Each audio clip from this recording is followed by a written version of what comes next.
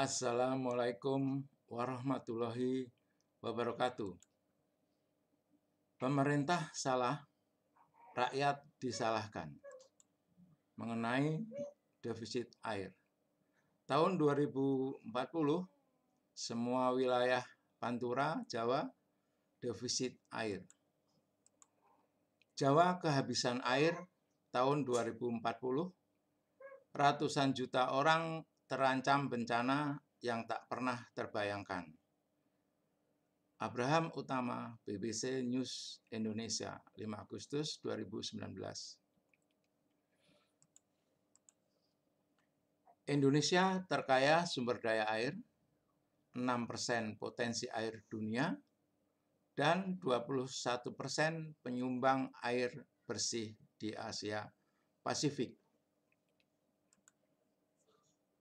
Mengapa krisis air bersih? Karena hujan dibuang selama 50 tahun. Dengan kebijakan yang salah, yaitu drainase konvensional, yaitu membuang hujan. Ini potensi dan kebutuhan air Indonesia. Volume air di udara yang jatuh sebagai hujan 3 miliar meter kubik per tahun. Ini terbuang langsung ke laut yang dapat menyebabkan banjir di beberapa daerah, 2.172 miliar meter kubik per tahun atau sekitar 72%. Ini perlu diturunkan dengan konservasi air. Ini tulisan oleh Yusman Saukat dari IPB. Nah, ini Pak Yusman dalam ekonomi sumber daya air. Nah, ini potensi air Indonesia dengan curah hujan data dari Pak Yusman. Ini saya akan hitung kalau memanen air di Indonesia. Volume tampungan memanen air hujan dapat 38 miliar meter kubik per tahun.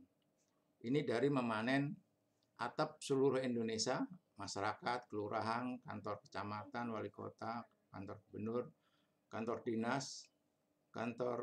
dinas provinsi, ini rumah masyarakat, saya tafsir 100 juta bangunan atau atap.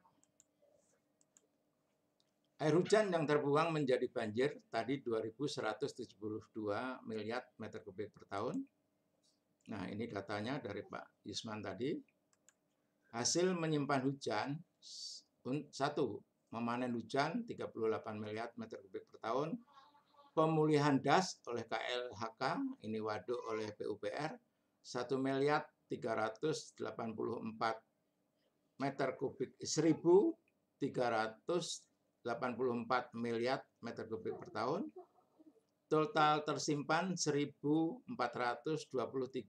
miliar meter kubik per tahun atau 50%. Sisa terbuang 744 miliar atau 25%. Jadi ini ada penurunan yang tadinya 72% terbuang air hujan yang jatuh di Indonesia selama setahun. Setelah menyimpan hujan, ini akan menurun 50%. Jadi yang terbuang 25%. Apa siasat pemerintah? Kepala Bappenas Bambang Brojonegoro menyatakan potensi krisis air terjadi akibat peran masyarakat dalam silang sengkarut keterbatasan sumber air dan distribusi air bersih yang tidak merata. Menurut Bambang, karena tidak terlayani air ledeng PDAM. Sebagian penduduk Jawa mengambil air tanah lewat sumur bor. Selain merusak air tanah, itu juga mengurangi ketersediaan air karena pengambilan yang tidak terkendali. Ujarnya saat ditemui wartawan BBC News Indonesia, Muhammad Susilo di London Juni lalu. Nah, ini beliau seolah-olah menyalahkan rakyat karena mengambil air yang tidak terkendali. Padahal resapan tidak berjalan karena runoff-nya meningkat dan air hujan dibuang. Kebijakannya membuang. Coba kalau disimpan, tadi sudah saya hitung, ternyata bisa 50% tersimpan. Menyimpan hujan ini kebenaran yang absolut, kebenaran mutlak, dan kebenaran hakiki. Karena berdasarkan Al-Quran surat Ar-Ra'd ayat 17. Kelola turunnya hujan yang benar dan yang salah.